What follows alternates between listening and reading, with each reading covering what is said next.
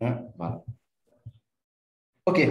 Donc, nous voilà donc dans la session 1. J'espère que beaucoup de nos participants ont pu nous rejoindre par ici. Et donc, pour cette session 1, nous aurons donc quatre intervenants.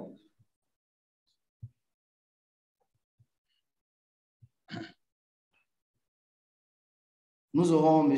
Alassane Sanou, qui est le directeur de l'Association burkinabé pour la promotion des emplois verts, M. Moussa Bougma, qui est enseignant-chercheur à l'Université Norbert Zongo du Burkina. Est-ce qu'il est là avec nous en ce moment? Je suis là. OK. Oui, il est Est-ce là. que M. Alassane Sanou également est là? Il est là, il est là. D'accord. Il Et est puis là. M. Victor Vroussos, qui est chargé de développement commercial à Recycling. Est-ce qu'il est là? Il est là Oui, je suis là. OK. Bonjour aussi à M. Daniel Inchleif, qui est conseiller en gestion durable des déchets solides et économie circulaire. Il est à la GIZ en Allemagne. Il est avec nous, je suppose. Ah non, bon, s'il n'est pas avec nous, il pourra continuer. Et donc, nous démarrons. Il est là, mais il parle. Il est là, l'association. Il est là, Okay, mais donc, je te rappelle qu'il parle anglais. Sinon, il est là. D'accord, OK. Donc, nous allons laisser la parole à l'association burkinabé de promotion de l'économie verte, des emplois verts, pardon. Donc, Monsieur Sanou, vous avez la parole. Merci au modérateur.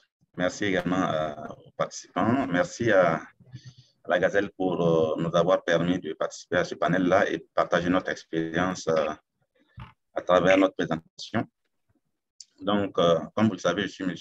Alassane Sanou, je suis directeur des études de bocage auparavant, maintenant Association burkinabé pour la promotion des emplois verts. Donc, ma présentation s'articule autour des acteurs et du devenir des déchets d'équipements électriques et électroniques au Burkina et dans la sous-région ouest africaine. Donc, on voit devant nous actuellement, bon, ça n'a pas été pris au début, mais bon, je me dis que c'est certainement une programmation comme ça. Là, nous avons un peu les acteurs du domaine en général, hein, que ce soit au Burkina comme partout ailleurs en Afrique.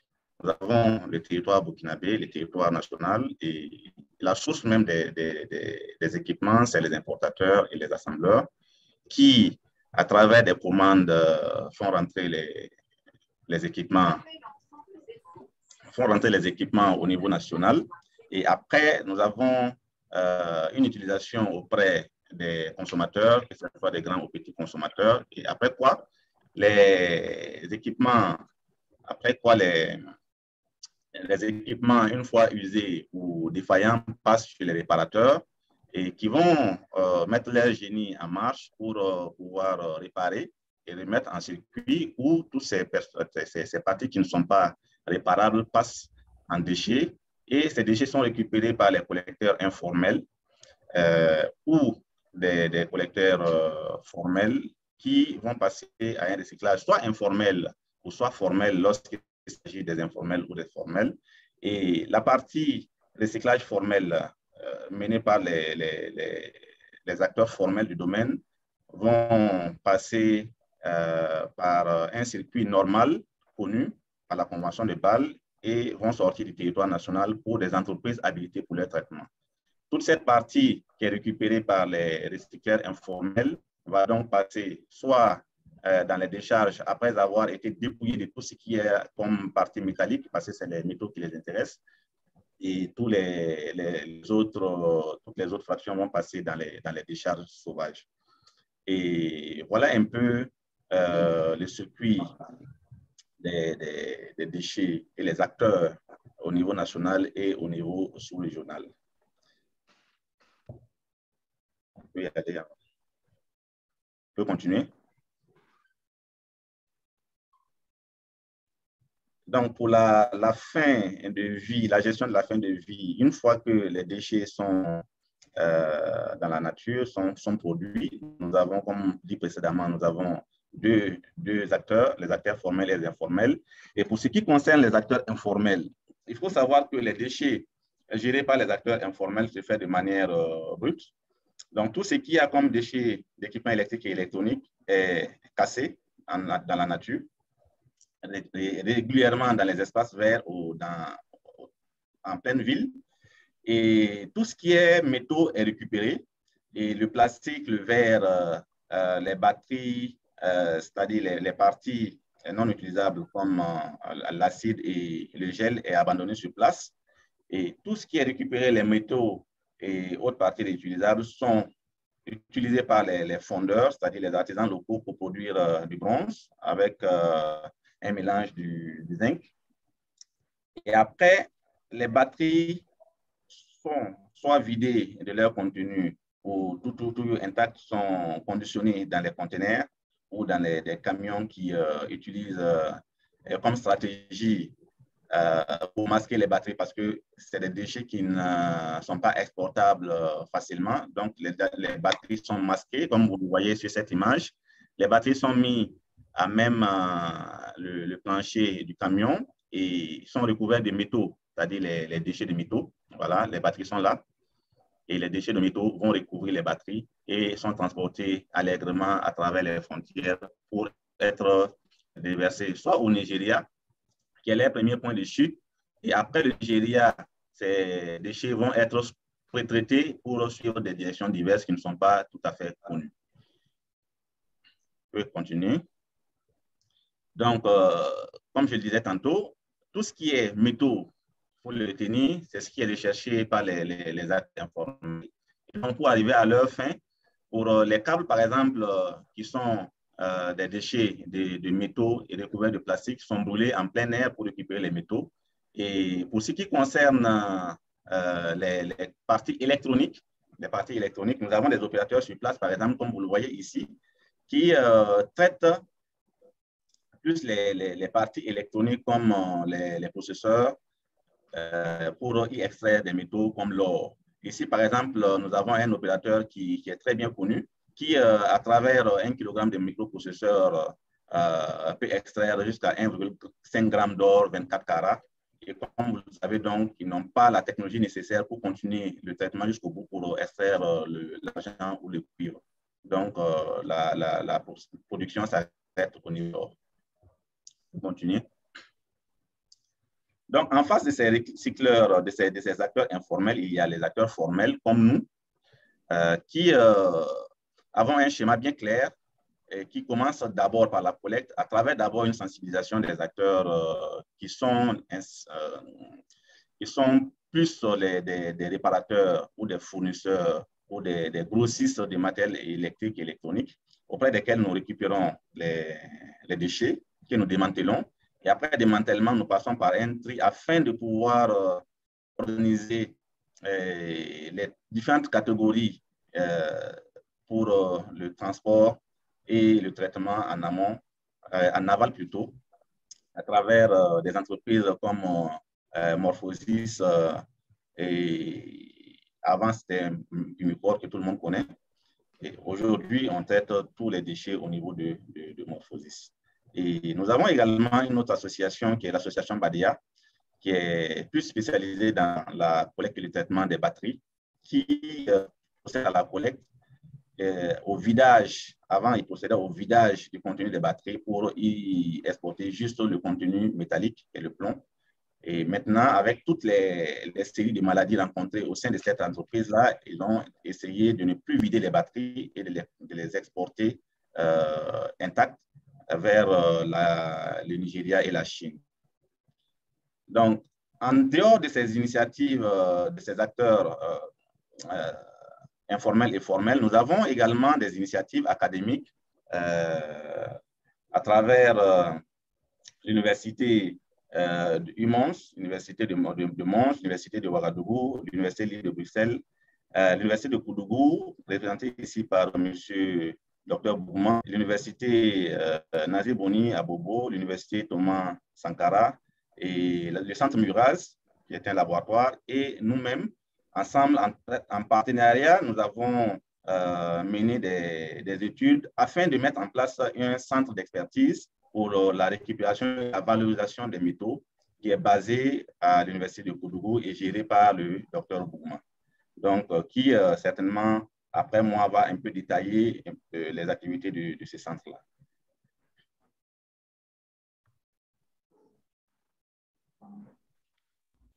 Voilà, merci. J'espère que j'ai été dans le temps. Oui, vous avez juste débordé de 2 minutes 49 secondes, mais c'est prenable. Merci beaucoup, monsieur, je vous passe la parole. Voilà, merci beaucoup, monsieur Sanou. Et sans plus tarder, je précise aux participants que nous allons accueillir d'abord tous les participants, tous les intervenants. Et donc, à chaque intervention, veuillez prendre des notes si vous avez des questions à poser. Et lorsque nous aurons fini la série des interventions, nous allons vous donner la parole aux participants, je veux dire, pour que vous puissiez poser vos questions. Et vos questions doivent être assez précises et concises. Et surtout, vous devez préciser la personne à qui vous posez la question. Donc, n'hésitez pas à garder à l'esprit de noter le nom de la personne qui intervient et la question que vous souhaitez lui poser. Donc, sans plus tarder, nous allons donc passer à M. Moussa Bougouma. Il est là? Oui, je suis là. D'accord. Donc, Moussa Bougouma, vous avez donc l'attitude d'intervenir sur l'état des lieux de la gestion des D3E et de la fin de vie des produits solaires en Afrique de l'Ouest. Donc, c'est un cas pratique dont vous allez parler, cas du centre d'expertise pour la récupération et la valorisation des métaux au Burkina Faso. Vous avez la parole. Merci beaucoup. Donc, comme mon prédécesseur, je vais d'abord dire merci à la Gazelle qui nous donne l'opportunité donc de nous exprimer. Merci pour l'organisation donc de ce premier atelier sous-régional. Je dis aussi merci donc aux modérateurs, merci à tous les participants, à tous les participantes, donc ceux qui sont connectés directement et ceux qui nous suivent donc sur les voies donc des réseaux sociaux. Pour ce qui me concerne, donc, je vais parler, donc, comme vous avez dit, le titre, donc, du cas particulier donc, de la contribution du centre d'expertise pour la récupération et l'évaluation des métaux. Nous sommes partis de plusieurs faits.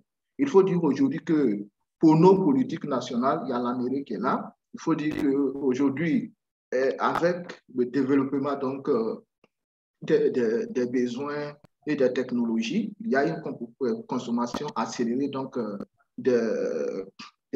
qu'on appelle des matériaux de production et de stockage d'énergie, qu'on appelle des appareils qui sont fabriqués à obsolescence programmée. Qu'est-ce qu'il faut faire? Il faut apporter donc une solution. Je pense qu'il faut aller sur la diapositive 13. Oui.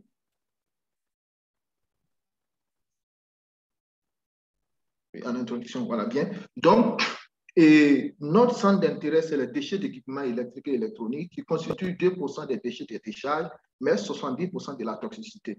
Comme M. Sanou l'a dit tout à l'heure, en Afrique de l'Ouest, de façon générale, c'est la collecte, le démantèlement, le tri, la valorisation des parties réutilisables. Maintenant, il y a un problème. Vous m'entendez? Oui, on vous entend très bien. On vous entend bien, on vous entend bien. Mais ce n'est pas ma communication qui est projetée. Voilà. Oui, allez-y. Bien, donc je reprends, je disais que ces déchets constituent 2% des déchets de décharge, mais 70% de la toxicité. En Afrique de l'Ouest, de façon générale, pour la gestion de ces déchets, d'abord la collecte, le démantèlement, le tri, la valorisation des parties réutilisables et les parties donc qui, j'allais dire, les 4 mers, de façon générale, sont exportées vers les pays donc, européens pour être donc traités. Et c'est à ce niveau que le CERVAM donc, va intervenir. Son objectif, donc, c'est de travailler à valoriser le déchet. Effectivement, c'est des déchets, mais ils contiennent donc une partie de ce qui est valorisable donc, pour les rendre donc, comme une mine urbaine. Donc, il y a 2 types de déchets dont nous allons parler ici principalement. Les déchets d'équipements électriques et électroniques. La contribution donc, du CERVAM, c'est à travers des travaux de recherche en sciences appliquées, sciences économiques et sociologie pour essayer de traiter ces déchets-là. Premièrement, il y a des métaux précieux donc, qui sont dans les déchets électroniques, notamment l'or, l'argent et le palladium. Nous allons utiliser des bains compatibles avec un environnement durable pour récupérer donc, ces métaux précieux-là. Pour ce qui concerne les batteries, les panneaux solaires, etc., ils contiennent des métaux dits stratégiques. Il faut retenir que nous intervenons dans le déchet quand on ne peut plus lui donner une seconde vie, c'est-à-dire qu'il est devenu vraiment un déchet. on ne peut plus le récupérer. Qu'est-ce qu'il faut en faire? Au lieu qu'il aille dans la nature, il faut apporter des solutions. Et c'est ce que le Servan donc s'attelle à apporter. Et pour apporter ces solutions-là, nous avons regardé et nous avons constaté qu'il faut agir à plusieurs niveaux. Au niveau sociologique, la perception des populations par rapport aux déchets, au niveau environnemental, socio-économique et l'apport science dure. Vous pouvez avancer. Vous pouvez avancer la diapositive suivante.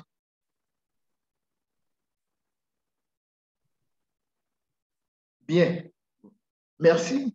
D'abord, premièrement, pour pouvoir récupérer les déchets, M. Sanou, comme d'autres acteurs vous diront que par rapport à la perception de ces déchets par les populations, leur récupération donc devient difficile. Qu'est-ce qu'il faut faire? Il faut agir sur certains leviers. Et nous avons vu qu'il faut travailler donc au niveau de l'aspect social de la perception donc des déchets. Et au niveau du centre, nous avons mis en place donc une étude donc sociologique qui part donc de l'anthropologie de l'objet possédé à l'objet déchet. Et vraiment étudier le cycle de vie de ce déchet-là permettra donc de dégager et de répondre à un certain nombre de préoccupations à même d'amener donc à changer les perceptions des populations par rapport aux déchets. Notamment, quel rapport ces acteurs entretiennent avec les D3E, les initiatives locales de gestion des D3E, quelles sont les forces et les faiblesses des interventions de chaque acteur dans la gestion donc, de ces D3E-là. Il y a une thèse qui sera bientôt donc traitée sur ces aspects-là. Et donc, toutes ces questions-là nous ont amené donc à répondre à un certain nombre de préoccupations. Il y a une faible connaissance des D3E par la population.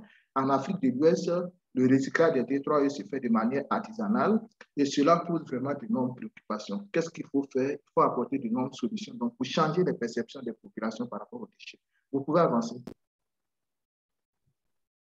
Donc, plusieurs scénarios de sensibilisation et de formation ont été envisagés pour changer les perceptions des populations par rapport aux déchets, à même de les amener donc à se libérer de ces déchets-là pour qu'ils partent donc, dans les différentes filières de traitement. Vous pouvez avancer.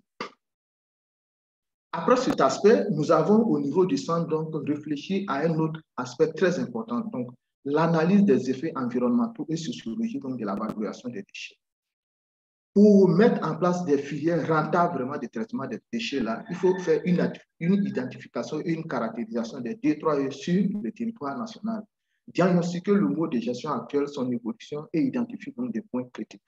Et cela permettra vraiment de faire une cartographie des déchets qui rentrent, des D3E qui rentrent sur nos territoires et amène d'apporter une solution.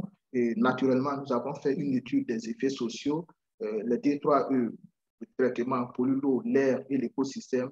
Cela permet d'écrire des notes de politique accompagnées de preuves scientifiques envers les décideurs. Le mode de valorisation des D3E ont un effet négatif sur la santé de la population et de l'opérateur. Pour ça, nous avons fait des études qui montrent effectivement que nous pouvons écrire des notes de politique envers les décideurs, avancer à accompagner donc des preuves réelles pour permettre donc de prendre donc des décisions idoines dans la gestion de ces D3E-là. Vous pouvez avancer. Le troisième aspect, dans nos contrées, c'est incontestable, il faut agir sur certains leviers tels que l'éducation.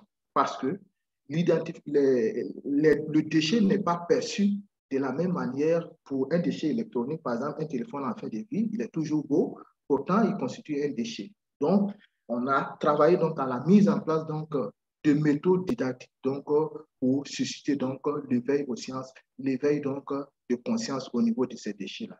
L'identification des préconceptions, des conceptions ou les représentations initiales des élèves.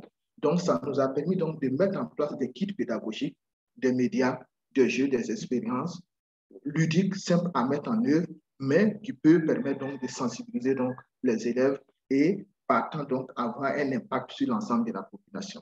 Et le deuxième point, au niveau de ce point-là, c'est les actions d'intervention, d'information, de sensibilisation, d'éducation et de formation. Il y a des enseignements donc, qui sont dispensés au niveau donc, des universités. Il y a aussi des actions d'information, d'éducation, communication, des formations d'ouvriers. Tout ça, l'objectif, c'est d'amener donc tout le monde à prendre conscience donc, de cet ensemble de projets-là. Maintenant, nous arrivons ici maintenant à travers cette diapositive, à travers notre intervention clé, parce qu'au niveau du Servan, l'objectif même, c'est d'apporter une solution réelle à la gestion de ces déchets-là. Et le premier type de déchets qui est présenté ici, les 4 mers qui sont exportés, comme M. Sanou l'a dit tout à l'heure, avec la convention de Bâle et d'autres conventions, l'exportation de ces déchets devient de plus en plus difficile. Qu'est-ce qu'il faut faire? Il faut apporter des solutions au niveau local. Et cette première partie donc, est une thèse terminée. Ça consiste donc à démanteler, à broyer et jusqu'à arriver donc à une étape finale donc, de mise en solution dans des solutions donc vertes, dans des solutions compatibles avec un environnement durable. En parenthèse, comme vous le savez, les solutions qui sont utilisées pour l'extraction de l'or, l'argent et le palladium dans les minéraux et autres déchets, c'est le cyanure. Qu'est-ce que nous voulons faire? Trouver des alternatives à ces solutions toxiques-là. Donc, l'objectif, la première étude qui a été faite là, consiste donc à suivre tout ce processus et arriver donc à mettre ces déchets-là en solution afin de récupérer l'or, l'argent et le palladium. Et à ce niveau, nous avons trouvé des résultats intéressants et un brevet qui est en cours donc, de finalisation donc, pour la récupération donc, de l'or. Pour avancer. Ça, c'est une cartographie qui montre effectivement donc, un schéma où on part donc, des déchets électroniques jusqu'à arriver donc, à des microparticules qu'on a mis en solution pour pouvoir récupérer donc, des métaux précieux. Pour avancer. Ensuite, le deuxième type de déchets auquel nous nous intéressons naturellement, donc l'objet de notre conférence aussi, c'est les batteries. Une approche chimique et électrochimique pour la valorisation des batteries usagées. Comme je l'ai dit, pour nous, le déchet en fin de vie non réutilisable, on ne peut plus donner une seconde vie. Les batteries lithium-ion, les batteries lithium-ion NiH, nous nous intéressons ici au cobalt, au nickel et au niobium. Il faut préciser que ce sont des métaux critiques donc définis par les différentes organisations internationales. Donc, la sonnette d'alarme à ce niveau-là. Il constitue des mines urbaines et la récupération donc, de ces métaux-là, non seulement permet de gérer ces déchets-là, mais permet aussi donc d'avoir de la matière première qui peut être réinjectée donc, dans la confection donc, de nouvelles batteries. Et vous pouvez revenir, s'il vous plaît. Et vous avez les panneaux solaires en fin de vie, naturellement.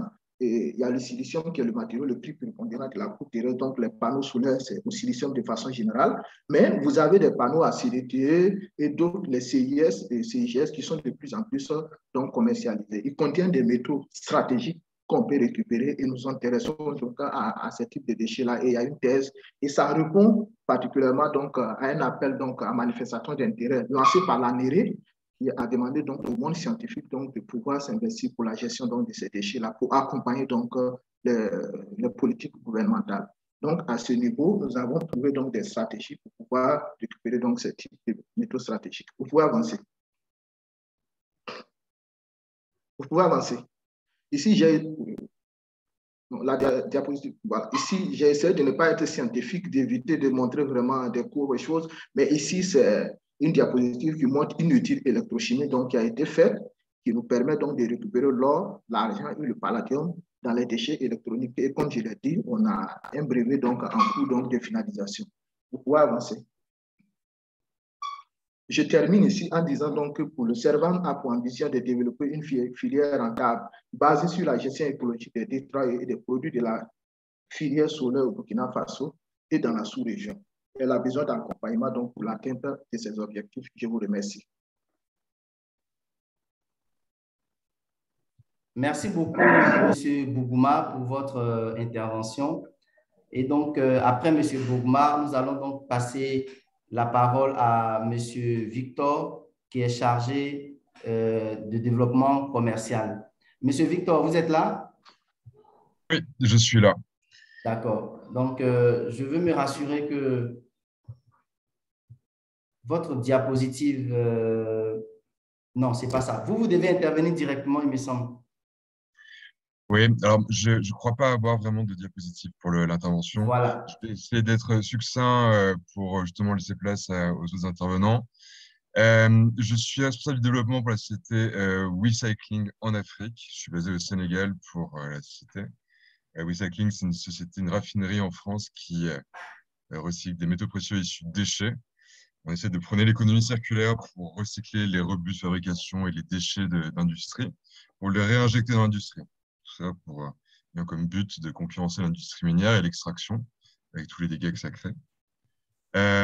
Pour l'Afrique de l'Ouest, on est spécialisé notamment avec les opérateurs télécoms pour la récupération de leurs équipements obsolètes et les équipements qui sont cassés, pour les importer en France, les recycler et essayer de les réintroduire dans le processus de fabrication de ces opérateurs télécoms. On travaille aussi beaucoup avec le secteur informel pour essayer de formaliser à la fois leur collecte, leur tri, mais leurs conditions de travail, mais aussi avec différentes institutions, notamment avec Alassane, avec qui on travaille pour la collecte de leurs fractions électroniques et pour leur recyclage. Donc, on a un terrain d'activité qui s'étend en Afrique de l'Ouest, mais qui a tendance aussi à s'élargir à l'Afrique centrale et maintenant à l'Afrique de l'Est, pour justement essayer de concurrencer cette exportation illégale des D3E, comme vous avez pu en parler au Nigeria notamment, au Ghana aussi, en essayant de formaliser et de rendre tout ça plus formel et plus traçable. On essaie au maximum de tracer les déchets à la fois de leurs producteurs, mais aussi dans leur transformation finale. Donc voilà, je trouve que ce serait plus intéressant peut-être de participer à la partie questions-réponses qui aura lieu après pour mon activité. OK. Donc, Monsieur Victor, je constate que vous avez fini votre présentation, c'est cela? Exactement. D'accord. Merci beaucoup, Monsieur Victor. Alors, Nabila a levé la main. Je vous propose, Madame Nabila, si vous êtes une dame, de patienter légèrement juste après l'intervention de Monsieur Daniel. Nous allons prendre votre préoccupation, si vous le permettez. Et sans plus tarder, nous allons donner la parole à Monsieur Daniel, qui est donc conseiller en gestion durable des déchets solides et économie circulaire à la GIZ. Donc, je lance la diapositive de Monsieur Daniel. Il va donc faire son intervention en anglais. Donc, je propose à tous ceux qui veulent mieux comprendre la traduction de basculer sur le mode interprétation et de cliquer sur l'onglet anglais, English. Donc, Mr. Daniel, you have a floor.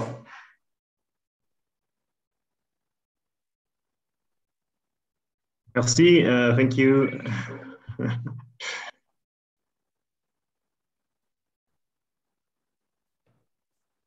Arrête-le. Arrête. So I think that the translation was still just happening, but yeah, I will share my screen if that's okay.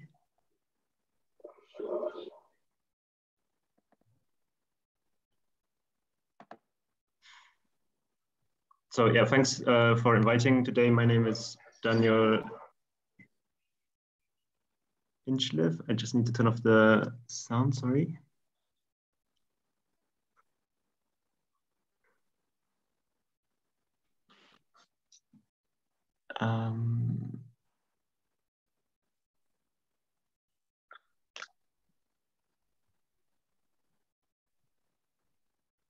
Okay, great. Yeah, so I work at GIZ based in Germany and work in this global advisory project, Sustainable Waste Management and Circular Economy. GIZ has offices in 121 countries and I think also active in many of your countries today. But my project is based in Germany and we have the role to develop publications, guidance, trainings, networks on e-waste management and support this globally. I Prevent Waste Alliance, e-waste working group, where we are supporting circular economy worldwide and solutions waste management with about 300 organizations. So if you want to see more about publications, you can take a look on the slides afterwards. Yeah, just to give an overview of what's going on in Africa and specifically West Africa, here you can see a map of e-waste generation and legislations from 2019. Which was developed by the Global E-Waste Monitor in 2020. You see a number of countries in West Africa have already got legislation in place on e-waste management. So Nigeria, Ghana, Cameroon, and Cote d'Ivoire. And I think some other countries are in development of policies. And the largest amount of e-waste is being generated in Nigeria, Ghana, and Cote d'Ivoire. There's not so much data actually on the ground on exactly how much is being generated. This is a model which has been made for the world. But you can see here a bit how I think the dynamic is working across Africa. And as my speakers before me mentioned, most e-waste is actually being managed informally, but we do have formal recyclers who are trying to do things in the right way, to try and do things sustainably. And it's a question about trying to connect this informal collection, which can be very effective, stop the really harmful processes which are happening in the informal recycling sector, and direct e-waste to sustainable management practices, which may also then mean exporting some to facilities abroad. So trying to give an idea of what's going on in the region, the projects which I'm aware of are happening internationally in Ghana. Ghana is very famous for the Agbogbloshie waste scrapyard. And as a result, there are many international projects happening there, from GIZ, for example, the World Bank, from the EU, Switzerland. In Nigeria, UNEP has a project on extended producer responsibility. That's where you get the producer to pay for the recycling of e-waste. And this is one of the approaches that many of these international projects have, is try to set up a policy to enable the financing of e-waste management. In GIZ, Nigeria is working on developing solutions for lead acid batteries, but also lithium ion batteries as well, complementary to this. In Senegal, I know there's a project from the Global Green Growth Institute, which is developing as well accompanying measures to support the development of a policy on e-waste management. And in Côte d'Ivoire, Ivory Coast, there's also a project from UNIDO, which is looking at how to set up policy and implement this on e-waste management. Having a policy is not enough. You also really need to get to the implementation, and this is a long-term project, I think, and goal. It's quite difficult to actually get this all working, but I hope that many countries manage this soon. We, in my project, are also trying to support the mainstreaming of this topic in energy projects. So we're working closely with Energizing Development, which is implemented by GIZ. This is a large solar project helping access to solar energies and energy access in many countries. And they've started to conduct various activities, from raising awareness to doing pilots and studies on e-waste management and also policies. So you see as well, there are activities ongoing in Benin, Liberia, Mali, and Senegal. So to give you an idea of what these international projects look like, the GIZ has been working together with the government in Ghana for the last 6 years to develop or help implement a national integrated e-waste management system.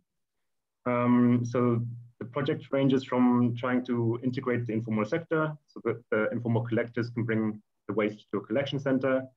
And then this collection center then sends the waste to a formal recycler. And that formal recycler then maybe exports the e-waste components. And this is all kind of financed for the collection. So we pay some incentives to the collectors actually through Act 917 and LI 2250. That's the legal requirements, which basically aim to establish an eco-levy, so a fee when products, electronics, are imported into Ghana. An eco-levy is paid, and this is used to finance the collection and recycling system. That's in theory. It's still being implemented in practice, but this fee has already been collected, and I'm hoping that this is also starting to function as well in terms of functioning ecosystem for e-waste management.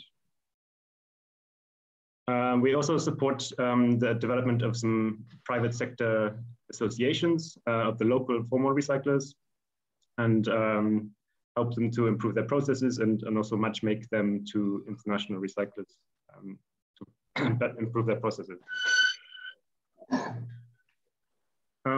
So I wanted to give a bit of an overview as well on the batteries topic. We've seen some interesting presentations already. In the solar sector, we have lead acid batteries, which are quite low cost to buy, but they have a very high value for recycling, which is why they're collected by the informal recycling sector for the valuable lead inside. And these can be profitably recycled, but actually they're very toxic. And this can be extremely dangerous for anyone working with this in an improper recycling process. So we really need to ensure that these go to formal recycling processes. And these kind of facilities can cost about 3 to 4 million euros to set up. And it's important that this is happening because of the toxicity. Sorry. Lithium ion batteries, on the other hand, are quite, they're more expensive to buy at the start. And particularly in solar, you are looking at chemistries like lithium iron phosphate, which doesn't have any cobalt content. And this means that the value for recycling is quite low. And they can maybe be explosive in the recycling, so you need to also be careful, but the toxicity is less. And the recycling profitability is also much less. So actually, no one really wants to collect these because the recycling doesn't give them a return. So just to summarize here, you have a lower toxicity for lithium-ion batteries and also no value, so people don't tend to collect them. And actually, you need to figure out how to pay for this collection, pay for this recycling, and this can be done through extended producer responsibility. On lead-acid batteries, they have a high market value, so there's a recycling chain in place. People collect this, but because of the toxicity, you really need to be careful with the recycling processes, that these are done in a proper process. Depending on what kind of solar products are being distributed, you have solar lanterns on the one hand. These use lithium batteries. They'll be very distributed. Then you have solar home systems where you kind of know where those systems are. Maybe there's some sort of service agreement for repayments. This would be useful for repairing, also for collecting them. And then you have mini grids, which use battery banks. You actually know when these are supposed to reach the end of life, and you can try to organize that a contract is in place for recycling of these when these are finished. And depending on what type of battery you have, you can try to develop some sort of take-back system, which maybe uses your existing distribution channels to collect batteries from your customers, or sets up some sort of producer responsibility to pay for the collection and the recycling of these. If you don't have a lead-acid battery smelter in your country, which is actually at the right standards, using international standards, you can try to upgrade this, but this can be quite costly. If it's not possible to upgrade it, then you have to kind of export it actually to a smelter which can, or a lead smelter that can recycle this in a sustainable way. This can be also supported with some policy approaches to really enforce against the informal recycling of this. In lithium-ion batteries, you can do a bit more towards piloting collection and recycling solutions on this, together with some financing. This may also be useful to look at repurposing and reuse of these lithium-ion cells, because at the moment, the recycling technology is still in development, and it requires a lot more on a global level as well to manage this. And this basically has a net cost associated with it, which needs to always be looked at. And to give you an example of one of the projects we're also working on in the Prevent Waste Alliance, we're looking at the concept of e-waste compensation. And this is a concept where you have, for example, you buy a smartphone in Europe as a consumer, and you pay for the recycling of a smartphone in Nigeria, in this case, kind of offsetting in the same way as you do for a flight, the recycling of e-waste. And this has been proven that it can work for mobile phones. And in this project, we're trying to see if we can use it on lithium-ion batteries, and what the collection and recycling options could be for lithium-ion batteries in Nigeria. And so far, we looked at the different technologies for recycling, for shredding the batteries, and then maybe to export as black mass components of the batteries. But this proved to be very expensive. You need an investment, probably 1 to 3 million euros to do this well. And then the other option is to pack these batteries in sand, discharge them, and then export them to a recycling facility. But this is costly, and at the moment it's quite difficult to find shippers for this. So this is actually, I think, going to be a challenge ongoing for many countries, is to figure out how to recycle these batteries.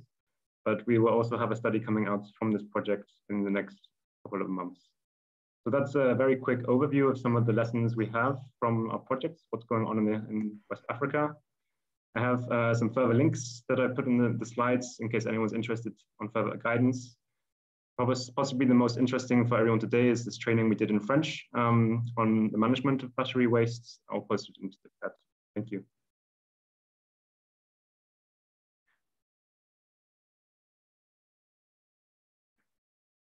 OK. Il a fini sa présentation, je suppose. Oui. Yes. OK. Merci beaucoup, Monsieur Daniel de la GIZ. Alors, sans plus tarder, nous allons laisser la parole aux participants pour poser leurs questions. Il y avait Nabila qui avait demandé la parole.